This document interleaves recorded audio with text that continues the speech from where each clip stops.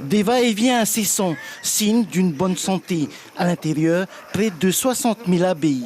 Cette colonie est à elle seule toute une industrie. Rouhani est apiculteur depuis 2014. Il possède aujourd'hui un cheptel de 100 ruches. Alors, ça fait déjà longtemps qu'on entend parler de la loque américaine. Moi, personnellement, sur Montréal, j'en ai jamais vu.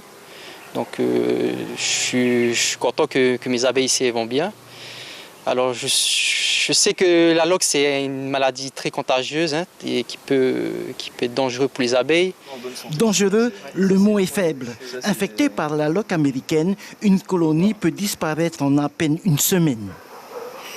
On voit des opercules qui sont affaissés. Donc ça veut dire que la larve qui est à l'intérieur, elle est morte. Les opercules, ils sont percés. Donc ça veut dire que c'est pareil, c'est mort. Et là, on voit les cadavres de loques, donc les nymphes qui ont été tuées par la bactérie. Et un autre signe qui ne se voit pas sur le téléphone, c'est l'odeur.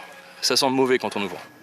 Après inspection des cadres, Olivier, vétérinaire épidémiologiste, est formel. Il n'y en a pas ici.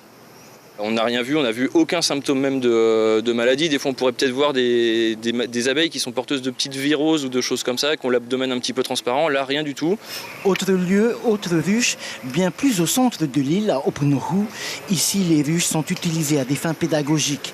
Laetitia voit d'un bon œil la visite du GDSA. On est vigilant et on fait attention quand les ruches sont ouvertes. Il y a un bilan qui est fait après chaque ouverture de ruche.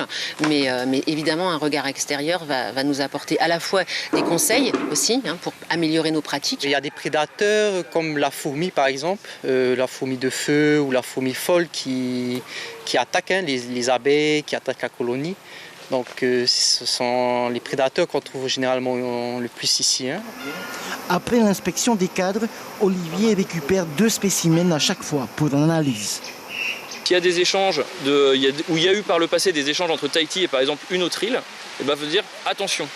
On dit aux apiculteurs de Tahiti, n'exportez pas vos reines, et aux apiculteurs des autres îles, on leur dit n'importez pas d'abeilles, de reines, vous travaillez avec ce qui existe sur les îles.